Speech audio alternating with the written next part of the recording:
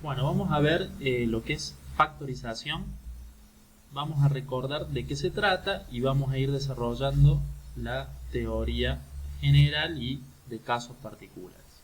Factorización, como el nombre lo dice, es descomponer en factores. Factores son los elementos constitutivos del producto. Si yo tengo una multiplicación de dos cantidades, denotadas simbólicamente con A y B, entonces el resultado, supongamos, será C. Yo digo que A es un factor, B es otro factor, y el resultado de la multiplicación, de la operación de multiplicación, es C, que es el producto. Entonces, si nosotros lo vemos en este sentido, que es el sentido con el cual aprendemos la operación básica de multiplicación, agarramos dos cantidades, las multiplicamos y obtenemos el producto. Más adelante, cuando vemos la teoría correspondiente a la factorización, lo vemos en el sentido contrario. A partir de algo que ya ha sido, podemos pensarlo como que ya fue multiplicado previamente, nosotros queremos hacer el camino inverso y obtener aquellos factores que multiplicados me dieron como resultado ese producto del cual parto. Es decir, que factorizar sería algo así como desandar una operación previa de multiplicación. No importa si esa operación ha sido efectivamente hecha, no nos interesa eso, y en general nosotros vamos a tener una cantidad que va a ser lo que simbolizamos acá con C, y nos va a interesar descomponerla en el producto de dos o más factores. A eso básicamente le vamos a llamar factorizar. Y cuando lo hayamos realizado, se va a decir que hemos hecho o hemos llevado a cabo una factorización. Vamos a recordar ahora lo que es la factorización elemental. La factorización elemental le vamos a llamar a lo que nosotros aprendimos en algún momento de la primaria, que es hacer la descomposición factorial de números, principalmente cuando veíamos lo relativo a números primos y compuestos. Lo que nos interesa a nosotros es extrapolar este concepto para poder comprender el fundamento de la factorización algebraica, de expresiones algebraicas, que es lo que nos interesa puntualmente ahora. En la factorización elemental, nosotros recordamos que había números que se denominan números primos, que solamente son divisibles. Obviamente estamos hablando siempre de división entera, solo divisibles por sí mismos y por 1.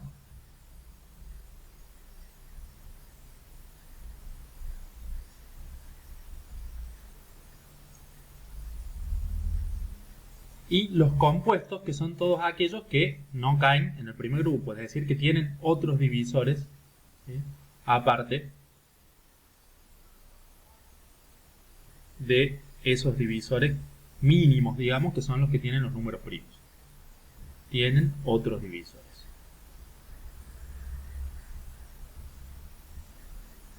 Entonces, los números primos son los que son solamente divisibles por sí mismos y por 1. Por ejemplo, el número 5. El número 5 no tiene otro divisor que no sea el propio 5 o el 1. El número 3. El número 3 no tiene otro divisor que no sea el propio 3 y el 1. El número 2 no tiene otro divisor que no sea el propio 2 y el 1. Números compuestos, podemos pensar muchos ejemplos inmediatos y rápidamente vamos a recordar el hecho de que, por ejemplo, un número compuesto podría ser el 6. El 6 lo podemos dividir, obviamente desde ya que se puede dividir por 6 y por 1, como todo número, inclusive los propios primos, que solamente tienen esos dos divisores, el propio número y 1. Pero además tienen otros divisores, por ejemplo 2, por ejemplo 3 en el caso del 6. Es decir, que el 6 puede ser divisible por 6, por 1, pero además por 2 y por 3. Todo número que cumplía con estas características, que tenía otros divisores aparte de los triviales, es decir, los más elementales, que es el propio número y la unidad, eran los números compuestos. Si nosotros observamos puntualmente, el producto de estos dos divisores nos da 3 por 2 y eso va a ser igual a 6. Es decir, que un número compuesto un número compuesto es el producto de dos o más números primos. Por lo tanto, los números primos los podemos pensar como los ladrillos constitutivos, los elementos básicos de los cuales se construyen los números compuestos. Los números en general, obviamente, los números pueden ser primos o compuestos, y los compuestos van a estar formados por productos de números primos, porque, como ya hemos visto, el 3 y el 2 son números primos, y siempre nos va a pasar que un número compuesto va a ser el producto, la multiplicación de dos o más números primos. Si nosotros lo pensamos como lo que decíamos al principio, y tuviésemos de punto de partida el 6, y nosotros quisiéramos desandar eso y expresar el 6 como el producto de factores, entonces diríamos que 6 es igual a 3 por 2, o lo que es lo mismo 2 por 3. Desde ya se cumple la propiedad conmutativa de la multiplicación, que el orden de los factores no nos va a alterar el producto. 3 por 2 es igual a 6, 2 por 3 también es igual a 6, no interesa el orden de los factores, el resultado de la multiplicación es el mismo. Decimos de este modo que 3 y 2 son los factores primos de los cuales se compone 6. O, de modo similar, decimos que 3 por 2 es la factorización del número 6. Como ejemplo, si nosotros pensamos en la lista de números primos, tenemos el primer número primo en realidad sería el 2, el 1 sería un caso muy particular porque solamente es la unidad, es el que usamos como referencia para saber si el número tiene otros divisores aparte de sí mismo y la unidad. Tendríamos el 2, luego seguiría el 3, el 4 ya es un número compuesto porque puede ser divisible por 4, por 2 y por 1, entonces el 4 no sería un número primo. Seguiría el 5, el 6 ya lo hemos visto como número compuesto, seguiría el 7, el 8 desde ya que es compuesto porque es múltiplo de 4, que ya vimos que es compuesto. El 9 es un número compuesto porque es divisible por 9, por 1, pero también por 3 porque es múltiplo de 3. El 10 es divisible por 5 y por 2. El que seguiría sería el 11 como número primo. Luego tendríamos el 13, desde ya que los pares, excepto el 2, no van a ser números primos, no van a ser números primos porque tienen, por lo menos la característica de que un número sea par es que tiene el divisor 2. El único que, el mínimo, el que está en el límite es el propio 2, entonces pasa a ser divisible por sí mismo y por 1, entonces es un primo. Pero todos los pares que no sean el 2 son números compuestos. Entonces tenemos 11, 13, luego seguiría el 15, nos saltamos los pares por lo que acabamos de explicar. El 15 no, perdón, porque sería divisible por 5, ¿sí? Entonces ya es compuesto.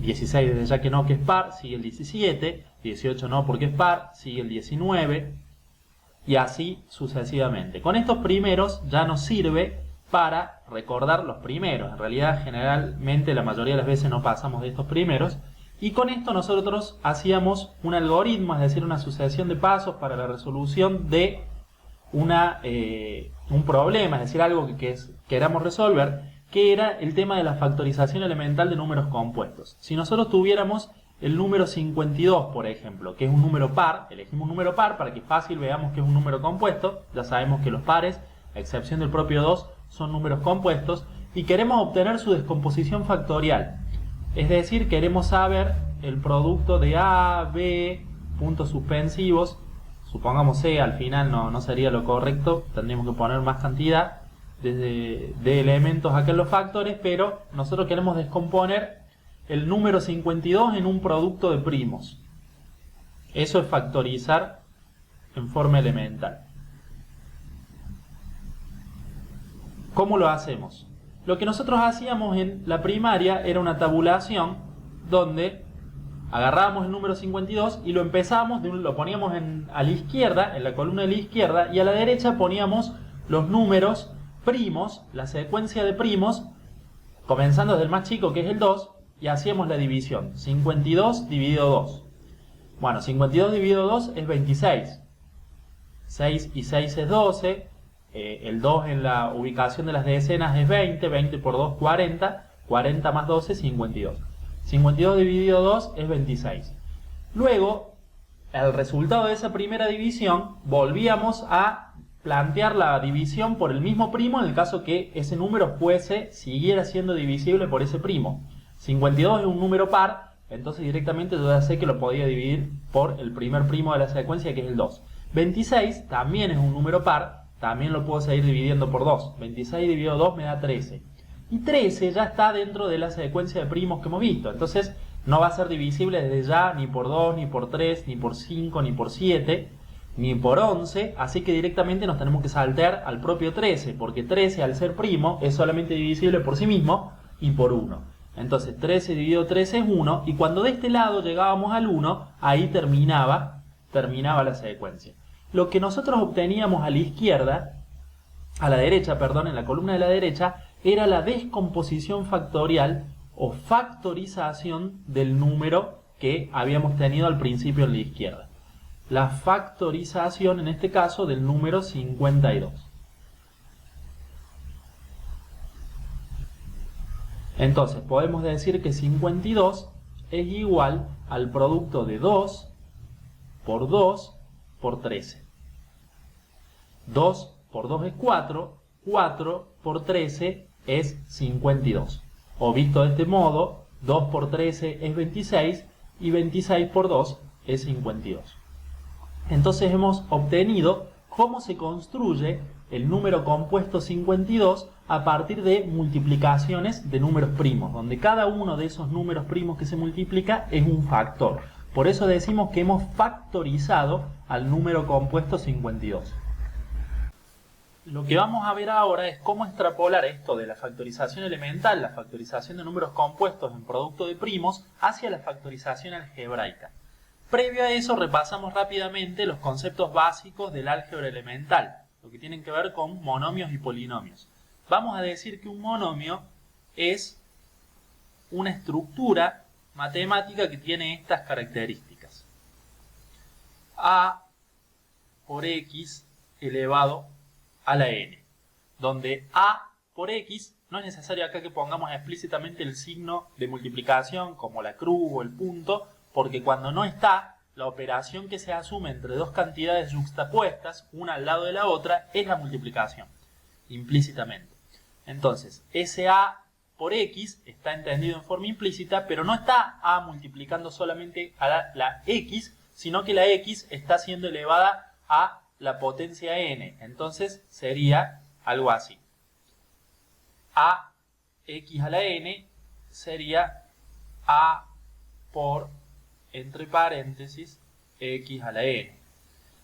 Lo que pasa es que nosotros ya asumimos implícitamente la operación de producto y asumimos implícitamente la precedencia en las operaciones. Como hay dos operaciones expresadas en esta expresión matemática, nosotros tenemos que ponernos de acuerdo cuál es la que se ejecuta primero y cuál se ejecuta posteriormente. Tenemos una multiplicación y tenemos una potenciación. El orden de precedencia nos dice que primero se ejecuta la potenciación sobre la base a la que potencia, que en este caso es la x, y que luego se realiza el producto. Entonces la a está multiplicando a la potencia x a la n, y no sería lo mismo, acá sería distinto decir que a multiplica primero a la x y después todo eso queda elevado a la n. Eso sería erróneo. ¿Por qué? Porque al estar anotado de esta forma, implica esto que está a la derecha. Para no escribirlo tan largo con los paréntesis y explícitamente el signo de multiplicación, ya asumimos que lo que está escrito acá a la izquierda significa esto. Una vez que nosotros sabemos eso, ya la expresión de la izquierda la leemos de esta forma. Entonces, eso que está ahí es un monomio. ¿Qué representa cada letra? El número a se denomina coeficiente, y es un número real. El número a, lo que acá simboliza, simbólicamente representa la etiqueta de la a, se llama coeficiente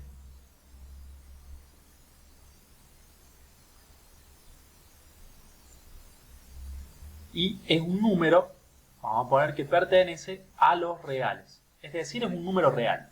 Desde ya que puede ser positivo, negativo, entero, fraccionario, racional, irracional. Es un número real. El coeficiente de un monomio es un número real cuando estamos en lo que nos interesa a nosotros, que es el álgebra elemental de números reales. X es lo que se denomina el literal. va a ser la letra específicamente, más allá de que esto es una expresión simbólica, porque yo estoy refiriendo a un coeficiente cualquiera acá y a un exponente cualquiera acá, y por eso también estoy utilizando las etiquetas que son específicamente las letras A y N. La letra, el literal verdadero de este monomio es la X, y es lo que llamamos el literal. ¿Necesariamente tiene que ser la X? No, puede ser cualquier letra. Típicamente, la mayoría de las veces, por lo menos en lo más elemental que nosotros vayamos viendo, en la matemática, principalmente el nivel medio, la mayoría de las veces el literal de referencia es la letra X, pero podría ser cualquier letra. Y n es, bueno, desde ya es el exponente.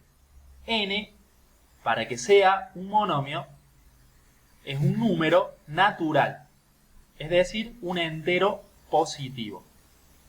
El exponente pertenece a los naturales. Con la n doble barrada representamos los naturales, así como con la r doble barrada representamos a los reales. El exponente es un número natural, es decir, un entero positivo. Entonces, un número real multiplicando a la potencia entera positiva de un literal, eso es un monomio. Ejemplo de monomios, ya ahora sí particularizamos en los ejemplos y le damos valores a a y a n. Podrían ser, por ejemplo, 2x al cubo. El coeficiente vale 2, es lo que simboliza acá la a. El exponente vale 3, es lo que simboliza acá la n. Pero también podría ser, otro ejemplo, un medio de y al cuadrado, por ejemplo, o a otro número, a la 5. ¿Sí? El coeficiente es un medio, que es un número racional que pertenece a los reales. El literal no necesariamente tiene que ser x, en este caso es la y, y el exponente sigue siendo un entero positivo, como en el otro caso, como en el ejemplo anterior, en este caso 5. Otro ejemplo podría ser raíz de 2, que es un irracional, de x a la 7. Acá tenemos que el coeficiente es un irracional, raíz de 2, pero sigue siendo un número real. El literal es x en este caso y el exponente sigue siendo un entero positivo. ¿Necesariamente tiene que ser un número mayor a 1? No, yo podría haber sacado acá el 7 y dejarlo así como raíz de 2x y seguiría siendo un monomio porque cuando no está explícitamente el exponente se asume que por defecto hay un 1. Entonces también seguiría siendo un monomio, en este caso con una potencia de exponente